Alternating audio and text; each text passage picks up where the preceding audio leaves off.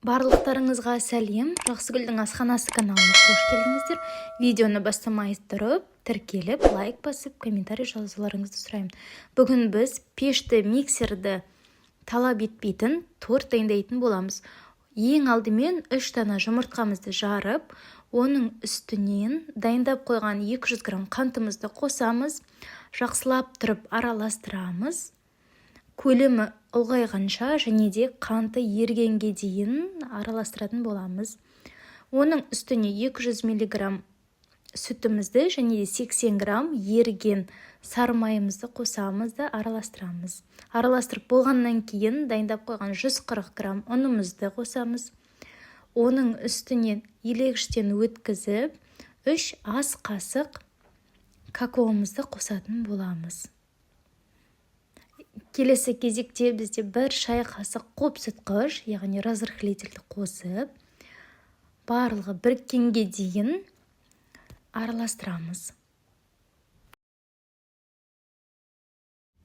Бізде осындай шоколадты қамыр дайын болады. Үйдегі бар заттармен де дайындауға болатын нәрсе. Мен өзіме ыңғайлы етіп 4 кесеге бөліп алдым. 1 келкі корждар пісу үшін. Қамырды әр кесеге бөліп жатқан уақытта мен алдын ала тапамды қосып, оны қыздырып қойдым.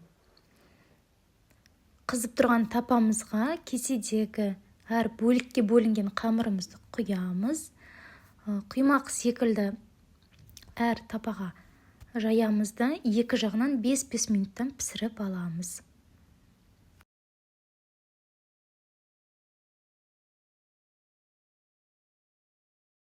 Мінекей бізде осындай күшті корждар шықты.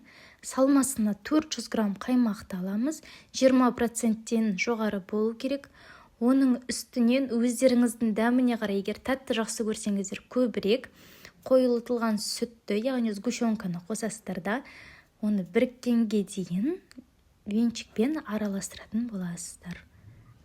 Дайын салмамызды әр коржға 4 ас қасықтан салып, оны 1 келкі етіп жағамыз. Міндетті түрде соңғы коржымызға да салмамызды салып, әдемілеп, оны осылай бірыңғайлайтын боламыз. Ендігі кезекте біз бағанағы сары майды ерткен тапамызға шоколадты қосып, 50-60 грамм сары майымызды қосып ертеміз. Оның үстінен кейін 3-4 ас қасық сүтімізді құйып, глазурь дайындайтын боламыз торттың бетін безендіру үшін.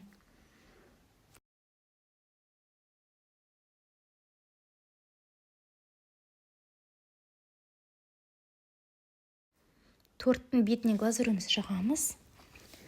Егер де сіздерге бүгінгі видео ұнап жатса, лайк басып, тіркеліп қойыңыздар. Сау болыңыздар.